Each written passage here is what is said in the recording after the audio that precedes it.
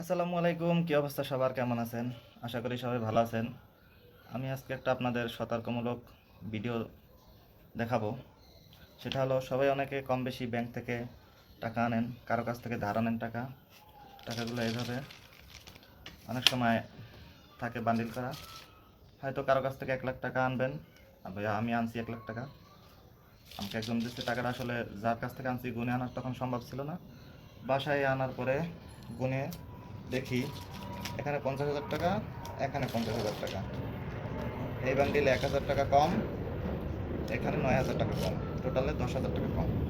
কিন্তু কমটা আসলে কীভাবে হলো, এই যে দেখেন টাকাগুলো এমন নতুন নোট তো বান্ডিল করা, জাস্ট এখান থেকে এইভাবে হয়তো ব্যাংক থেকে নেয়, নয়তো ব্যাংকের কোনো ওই যে পিয়ন টিয়ন বা যারা টাকা বান্ডিল করে তারা এভাবে সরায়।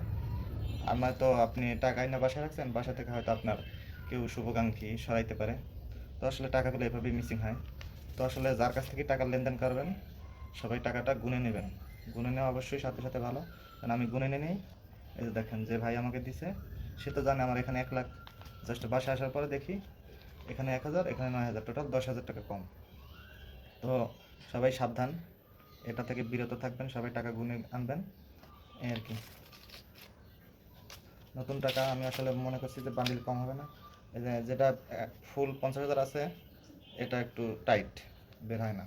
আর এখানে কম, এই যে একটা আপ ডাউন করে, এই আর কি। আর পিন আপ করা থাকলে টাকাটা কম হইতো না, পিন আপ করা নাই দেখতে টাকাটা কম হয়েছে। তো সবাই ভালো থাকেন, ভিডিওটা ভালো লাগে সবাইকে শেয়ার করে দেবেন, সবাই সাবধান থাকবেন। আল্লাহ হাফেজ, টাটা, বাই।